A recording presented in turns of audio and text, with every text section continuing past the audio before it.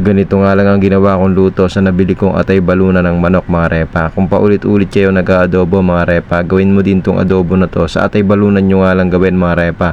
Talaga mapapakain ka ng madami at napapasabi ka ng yum yum yum. Tara mga pare, gisayin na natin yung kuko ng kabayo mga pare. At pagkagisa ng kuko ng kabayo, isunod na kagad natin yung libag ng kambing mga pare. Ayan, ginisa ko na nga yung dalawa mga pare. At syempre mag-i-imbro niya mga pare. Sunod natin ilalagay dyan yung atay balunan ng manok mga pare. Ayan, nakita nyo ba yan? May dugo-dugo pa. Napakasarap niya, pampalasa yan mga pare.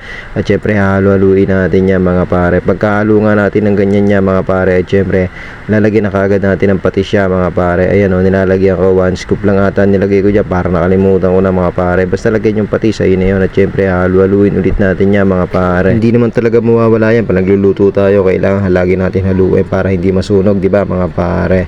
At syempre tatakpan na nga natin yan makalipas nga ang 10 minuto mga pare. Syempre lalagyan natin yan mga pare ng ipot ng butike mga pare. Yan o, para may kulay-kulay naman siya mamaya pag kinain natin. Tapos pag nalagyan natin ng ipot ng butike mga pare, lalagyan naman natin yan ng tinga ng bungi mamaya. Ayan o, tinga ng bungi lagyan natin para masarap-sarap yung pagkalasa natin. Yung may tinga-tinga ba? Kunting tinga lang ilagay nyo dyan mga pare.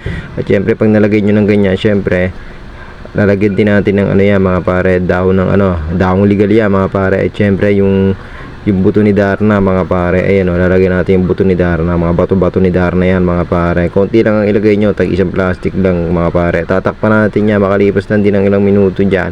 Syempre bubuksan natin yan, di ba? Napakarami sabaw. Dadagdagan pa natin yan, ihi ng higante. Ayan o, konti lang ang ilagay nyo, ihi ng higante kasi maalat na yan mga pare. Pagkalagay nga ng ihi ng higante, takpan natin yan, makalipas ang 1 oras, buksan ulit natin yan. Syempre may sabaw-sabaw yan, lagyan natin yung pampaasim na galing pa sa kilikili ng dinosaur mga pare. Ayan o, pagkalagay nga natin yan, syempre wag natin haluin, tatakpan ulit natin yan, makalipas ng 2 hours, bubuksan natin yan mga repa. Ano, buksan mo na.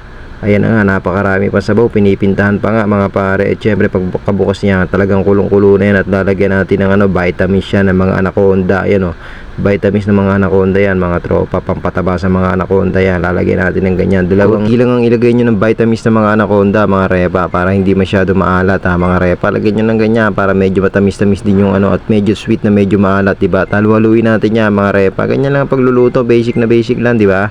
Kahit sino talaga matututong magluto, basta wag ka mag-aral no. Matututo ko talaga basta hindi ka mag-aral sa pagluluto. Mabilis ka matututo basta wag ka mag-aaral magluto, matututo ka niyan, di ba? Haluin lang natin ng ganyan, napakarami pa sabaw niya, no? Di ba? Napakarami pa sabaw niyan. Ayan, no? Tapos tatakpan niya natin yan. Ayan, takpan mo na. At syempre makalipas ng 10 hours, bubuksan natin yan. Ayan, no? Kapintahan mo. Talaga namang humuusok pa. Talaga namang mapapalabang ka dyan at kulong-kulo pa yan. Napakalambot na siguro niya. Sigurado pag kinain ng bungi yan, diretso lulok na lang yan, wala nang nguyaan, di ba? Tatanggalin mo pustiso mo, sabay kain yan, talaga mapapakain ka ng marami. At papasigaw ka na naman ng nyam nyam nyam dyan, di ba? Lalapit ko yung camera, o aba naman, talaga naman kumukulo ng malupit, di ba mga pare? Pa-comment niya ako kung nakain din kayo ng gantong luto, di ba? Napakasarap nito, mapapasabi ko na lang na nyam nyam nyam nyam. Thank you.